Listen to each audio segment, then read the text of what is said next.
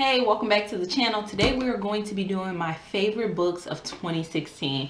I'm really excited and I feel like I'm really excited to do this. I debated on doing this video because I didn't have a full reading year. I got back into reading last year, and so I wasn't sure if I wanted to do a favorites video, but when I thought about it and I really looked at the books I read, I really just had some books that stood out above and beyond others. I feel like these will continue to be favorites. So I just wanted to share with you what I really enjoyed reading overall this year. And let's get started. I think, if I'm correct, I've ordered these in terms of the order in which I read them. I think. So we're gonna get started. The first book I want to mention is The Alchemist by Paulo.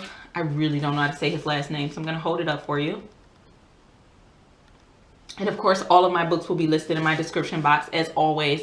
I really enjoyed this book, and I think for a lot of different reasons. This book is kind of written in not necessarily a preachy tone, but there's definitely, I don't know, like almost in a way, some of it almost kind of feels like a rhyme or a little preachy, but also just very, the tone of the book could really throw a lot of people off, but I actually really enjoyed it. I feel like I really gained a lot from this book, and that's the other thing about this book. I feel like it's the type of book where, depending on where you are in your life, it could completely go over your head. I feel like I'm at a point in my life where I identified with the character so strongly. I could really understand that struggle of trying to literally realize, what is your personal destiny? What is your purpose? What are you doing? What are you trying to achieve? And then what are you willing to go through to get there? You know, when all of these obstacles are constantly put in front of you. But I also could identify with the character because the character does have flaws and the character does mess up at times. And I just feel like I really identify with the character. I feel like there are so many great lessons and just bigger picture things in this book that I absolutely enjoy. So it's one of my favorite books, absolutely, for sure. The next book that I want to mention is a nonfiction favorite, and this is The Wait by Devon Franklin and Meagan Good. Now, this was personally one of my favorite books of the year. It's a book I will continue to read. It really sounds like you're just having a conversation with them. And when I read the book, it really felt like I could really hear their voices, and I could tell certain passages where it was him talking and when it was her talking, but it just blended together so nicely. I loved hearing their story, but also I think this is another book that depends on where you are in your life. Now, of course, if you don't know what The Wait is, this is a book about celibacy. So, you know, take that into consideration. At the same time, I personally feel like there are things that you could learn from this book, whether you're celibate or not, or whether you're thinking about being celibate. But for me, there were just so many lessons and just things in the book, again, that I just identified with so strongly. I feel like there's so much wisdom packed into this book. And I just feel like for anybody who's wanting a purposeful relationship, there's just something in here for you. But again, you know, as a word of caution, this book is about celibacy. This book is also written from the standpoint of being a Christian. This book also has a lot of God in it, a lot of God undertone in it. So those are things to keep in mind, you know, like maybe if you're not religious or if you're atheist or something like that, really keep that in mind when you're thinking about whether or not it's a book that you would enjoy, because I think that those things are going to be huge in terms of if you would enjoy it. But it's absolutely one of my favorite books. And then another book. Now this book, now the rest of these books are fiction books. This one right here is a YA book, and this is Eleanor Park by Rowell. I actually tweeted her after I read this book. Here's the thing, I've read this book 3 times this year. Last year, I keep forgetting this is 2017 when I'm filming this. I read this book 3 times in 2016, and then I turned around and listened to the audio of it. It was that serious. Now, I feel like you either fall into the camp of really loving this book or really hating this book. And I guess I could see it from both perspectives. Personally, for me, I absolutely loved it. This is more of like a kind of coming of age love story in a way. It's about the 2 characters, Eleanor and Park, and how they meet and then what happens from there. And what I love is what it says right here. I'm going to read this to you briefly. It says, set over the course of one school year in 1986, This is the story of two star-crossed misfits, smart enough to know that first love almost never lasts, but brave and desperate enough to try. When Eleanor meets Park, you'll remember your own first love and just how hard it pulled you under. That is absolutely the best description that I could ever give you of this book. I also love the amazing fan art that's in here, and I just think it was really cool of her that she did that and included the fan art. And I'm actually really glad that I have the collector's edition, because it's the one that has the fan art, and it's now one of my absolute favorite books of all time.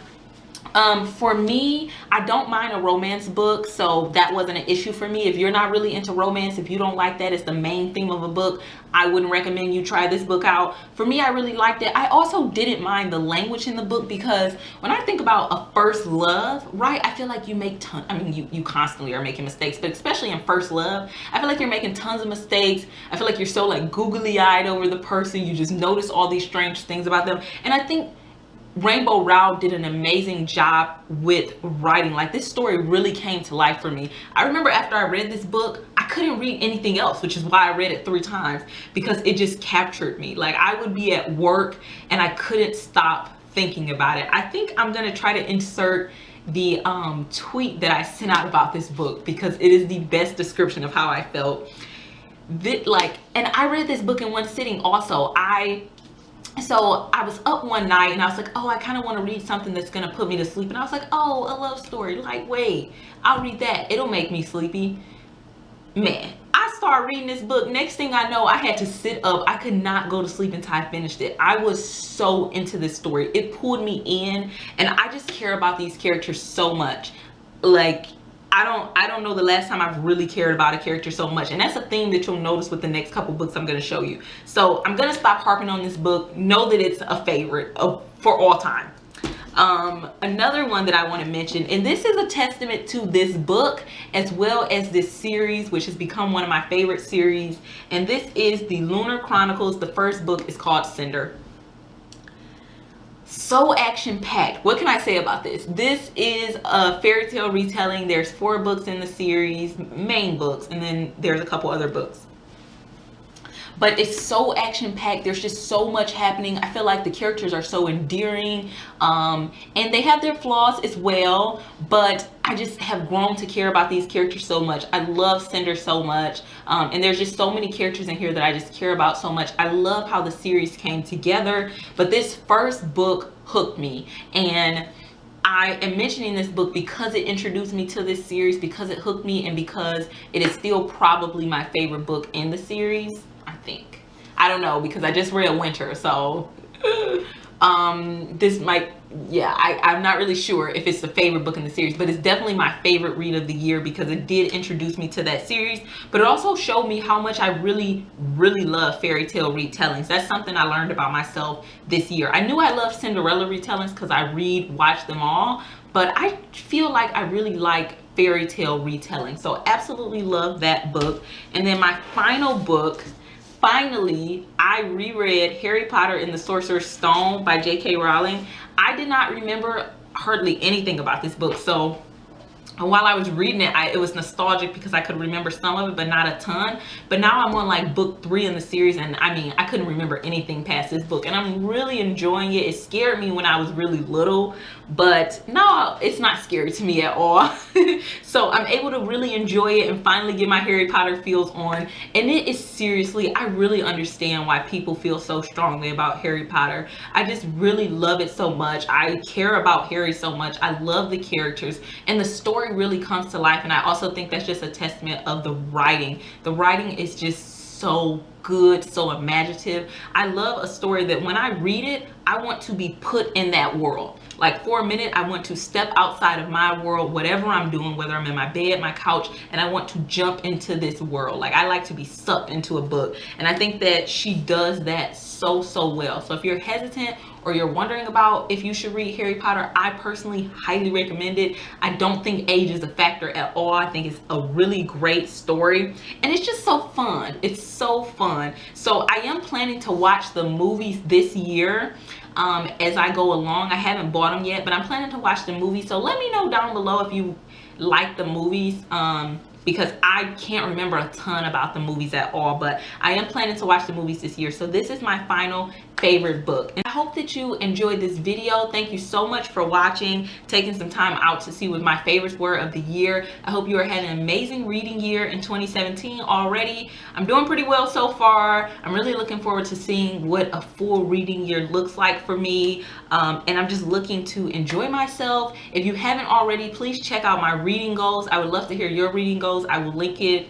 I know that you can link it up on the screen. I'll also link it down below. You will see a lot more bookish content for me. There will also be a lot more beauty content for me. I'm just really planning to really put myself into this channel this year. I love you guys and I appreciate you so much. And I will see you in the next video. Bye.